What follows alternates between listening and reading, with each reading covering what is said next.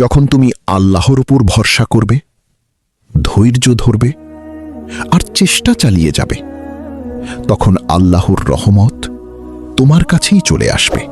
একটি ছোট শান্ত গ্রাম, চারদিকে সবুজ ধান ক্ষেত, ভোরের কুয়াশায় ঢাকা প্রকৃতি। এই গ্রামেই থাকত এক কিশোর, তার নাম রফিক। রফিক ছিল খুব সাধারণ একটি ছেলে, কিন্তু তার মনটা ছিল অসাধারণ। সে সব সময় আল্লাহকে মনে করত, ছোট ছোট কাজেও বলতো বিসমিল্লাহ। তার পরিবার ছিল খুব গরিব, বাবা অসুস্থ, মা মানুষের বাসায় কাজ করে সংসার চালাতেন। তাই ছোট বয়সেই সংসারের দায়িত্ব এসে পড়ে রফিকের কাঁধে।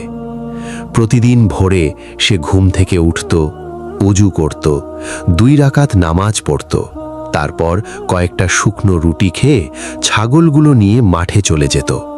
তার ছিল মাত্র 5টা ছাগল, কিন্তু এগুলোই ছিল তাদের সব কিছু। রফিক ছাগলগুলোকে খুব ভালোবাসত। ওদের নামও দিয়েছিল নূর, তারা, চাঁদ, সাদা আর কালা। মাঠে গিয়ে সে ছাগল চড়াতো আর এক কোণে বসে আকাশের দিকে তাকিয়ে বলতো, হে আল্লাহ, তুমি আমাদের সাহায্য করো, আমরা খুব অসহায়। একদিন দুপুরে হঠাৎ করে আকাশ কালো হয়ে গেল। বাতাস জোরে বইতে শুরু করল।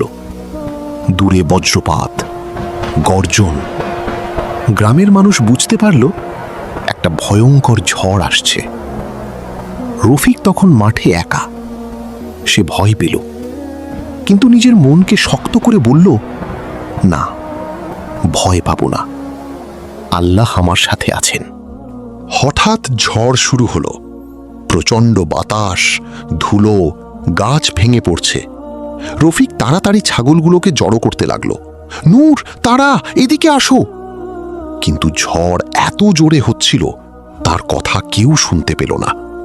এক এক করে ছাগলগুলো ছুটে পালিয়ে গেল। রফিক থমকে দাঁড়িয়ে গেল। তার চোখে পানি চলে এলো। সে কাদার মধ্যে বসে পড়ল। হে আল্লাহ, আমি এখন কি করব? এগুলোই তো আমাদের সব কিছু। সে কাঁদতে কাঁদতে দোয়া করতে লাগলো। ঝড় থামতে অনেক সময় লাগলো। চারদিকে নীরবতা, ভাঙা গাছ, ধ্বংসস্তূপ। রফিক ধীরে উঠে দাঁড়ালো। তার শরীর কাদা, চোখ লাল, কিন্তু তার মনে এখনো আশা। আল্লাহ আছেন, আমি খুঁজে পাব। সে খুঁজতে শুরু করলো। জঙ্গল, খালপাড়, ভাঙা গাছের নিচে, কিন্তু কোথাও কিছু নেই। সূর্য ডুবে গেল, অন্ধকার নেমে এলো। হঠাৎ একটা ক্ষীণ শব্দ। রফিক দৌড়ে গেল। দেখে নূর একটা গর্তে আটকে আছে। সে তাড়াতাড়ি তাকে বের করল। আলহামদুলিল্লাহ। তার চোখে আনন্দের পানি। এক এক করে সে আরো 3টা ছাগল খুঁজে পেল। কেউ ঝোপে, কেউ পানির পাশে, কিন্তু তারা এখনো নিখোঁজ। রাত গভীর। একজন বৃদ্ধ বললেন, বাবা, কাল খুঁজিস। রফিক মাথা নাড়িয়ে বলল, না চাচা, আল্লাহ যদি এখন সাহায্য করেন, আমি থামব না। হঠাৎ সে দেখতে পেল একটা ভাঙা গাছের নিচে তারা আটকে আছে, কিন্তু গাছটা খুব ভারী। সে 2 হাত তুলে বলল, হে আল্লাহ, আমাকে শক্তি দাও। তারপর সে জোরে ঠেলতে লাগলো। 1 বার, 2 বার। হঠাৎ গাছটা একটু নড়ল। সে আরো জোর দিল। অবশেষে সে তারাকে বাঁচাতে পারল। রফিক আর নিজেকে ধরে রাখতে পারল না। সে মাটিতে সেজদায় পড়ে গেল।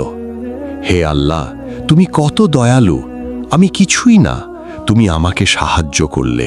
পরদিন সব ছাগল নিয়ে বাড়ি ফিরল রফিক। তার মা তাকে জড়িয়ে ধরলেন। গ্রামের মানুষ অবাক, এটা কিভাবে সম্ভব? একজন বলল, এটা অলৌকিক। আরেকজন বলল, এটা আল্লাহর রহমত। রফিক শুধু হাসল, কারণ সে জানত এটা তার শক্তি না, এটা আল্লাহর দয়া। শেষ কথা, যখন তুমি আল্লাহর উপর ভরসা করবে, ধৈর্য ধরবে আর চেষ্টা চালিয়ে যাবে, তখন আল্লাহর রহমত তোমার কাছেই চলে আসবে।